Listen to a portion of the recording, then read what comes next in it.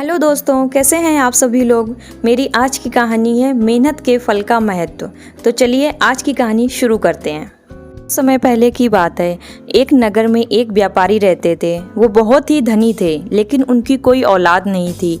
काफ़ी समय के बाद उन्हें एक पुत्र की प्राप्ति हुई थी, जिसका नाम उन्होंने सूरज रखा था। सूरज बहुत ही लाड़ प्यार में पाला गया था और लंबे समय के बाद सूरज का जन्म हुआ था, जिसकी वजह से घर का प्रत्येक व्यक्ति सूरज को बहुत ही प्यार करता था, बहुत ही लाड़ करता था, जिसकी वजह से सूरज बहुत बिगड़ चुका था। किसी भी चीज की कोई कमी नहीं थी। सूरज की मांग से पहले ही उसकी सारी चीजें पूरी कर दी जाती थीं। उसकी सारी इच्छाएं एक बार में पूरी हो रही थीं।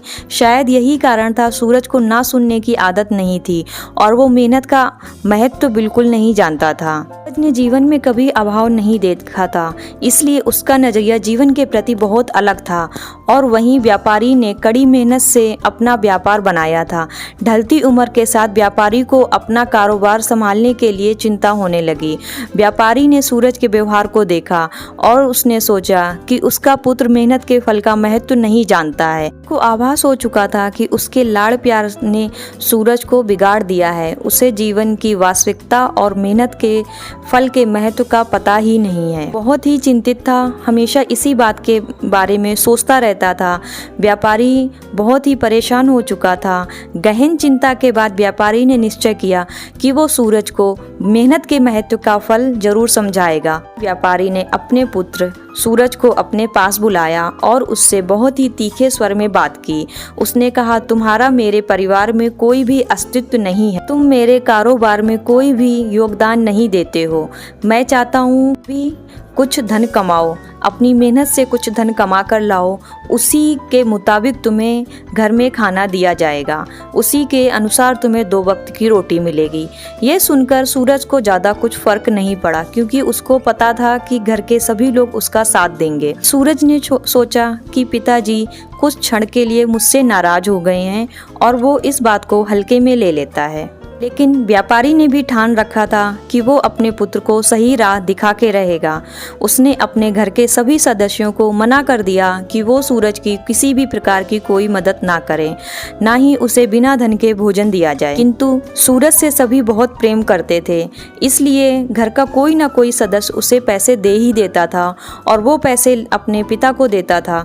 जब सूरज अपने पिता को पैसे देता था तो पिताजी उसके पैसे लेकर उसको एक कुएं में फेंक देते थे और उसे खाना मिल जाता था। सूरज को कोई फर्क नहीं पड़ता था कि उसके पैसे कुएं में फेंक दिए जाते हैं, क्योंकि वो उनको मेहनत से कमाकर नहीं बल्कि मांग कर ला रहा था। ऐसा कई दिनों तक चलता रहा। सूरज को रोज रोज धन देना परिवारजनों को भारी पड़ने लगा।